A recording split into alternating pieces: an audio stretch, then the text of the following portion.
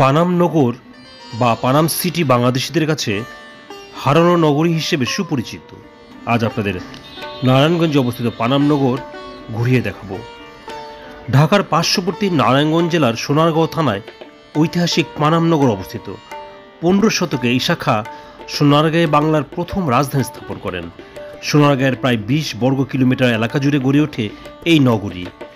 2006 সালে world monument ফান্ডের তৈরি বিশ্বের ধ্বংসপ্রায় 100টি ঐতিহাসিক স্থাপনার তালিকায় পানাম নগর স্থান পায়। আপনারা ভিডিওতে পানাম নগর দেখছেন। পানাম নগরী চতুর্দিক থেকে পঙ্খিরাজ খাল দিয়ে ঘেরা। পঙ্খিরাজ খাল মেনিখালী নদ নামে মেঘনা নদীতে মিশেছে। পানাম নগরীর পূর্ব দিকে রয়েছে মেঘনা নদী আর পশ্চিম দিকে শীতলক্ষা। এই নদীপথেই মসলিন রপ্তানি হতো। পানাম নগরীর প্রবেশপথে আছে বিশাল গেট। সূর্যাস্তের সাথে এই গেট বন্ধ করা হতো। বর্তমানেও কোনো দর্শনার্থী সন্ধ্যার পর পানাম নগরীতে অবস্থান করতে পারে না। পানাম নগরীর বিভিন্ন স্থাপনার নির্মাণ শৈলীতে রয়েছে ভিন্নতার ছাপ।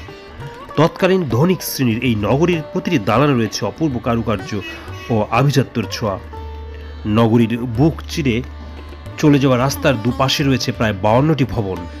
মূল রাস্তার উত্তর দিকে 31টি এবং দক্ষিণ দিকে 21টি ভবন আছে। এই ভবনগুলো কোনোটি একতলা, কোনোটি আবার 2 বা 3 তলা বিশিষ্ট। নগরীর অভ্যন্তরে আবাসিক ভবন ছাড়াও মসজিদ, গির্জা, মন্দির, মঠ, নাচঘর, চিত্রশালা, পান্থশালা, খাজাঞ্চিখানা, দরবার কক্ষ, পুরনো জাদুঘর, গোসলখানা ও গুপ্তপথ রয়েছে। এছাড়া 400 বছরের পুরনো টাকশাল বাড়ি ও ইস্ট ইন্ডিয়া কোম্পানির তৈরি নীলকুঠি এখানে দেখতে পাওয়া যায়। এখানে যদি আপনি বেড়াতে আসেন দেখবেন লোক ও কারুশিল্প জাদুঘর। পানাম নগরী থেকে প্রায় 1 কিলোমিটার দূরত্বে রয়েছে লোক ও কারুশিল্প জাদুঘর। লোক ও কারুশিল্প জাদুঘরের প্রবেশপথে শিল্পাচার্য জয়নুল আবেদিনের একটি ভাস্কর্য রয়েছে। জাদুঘরে মোট 11টি গ্যালারিতে দুর্লভ ঐতিহ্য নিদর্শন সংরক্ষিত রয়েছে।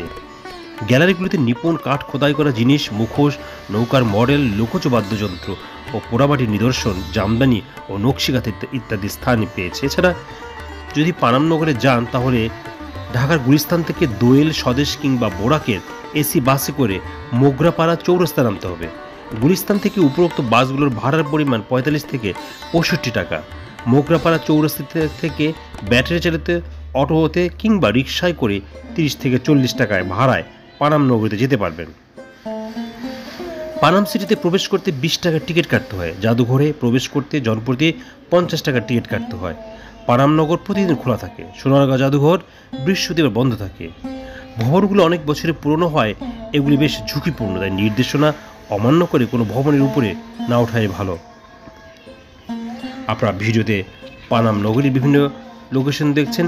এছাড়া পানাম নগরীর পাশে রয়েছে বা একটু দূরেই রিক্সা পথে যেতে পারেন গোয়ালদি মসজিদ দেখতে। লোক ও কারু শিল্প জাদুঘর থেকে মাত্র 15 থেকে 20 টাকা রিক্সা ভাড়ায় গোয়ালদি মসজিদে ঘুরে আসতে পারেন। 1559 সালে সুলতান আলাউদ্দিন হোসেন শাহ রাজত্বকালে মোল্লা হিজাবর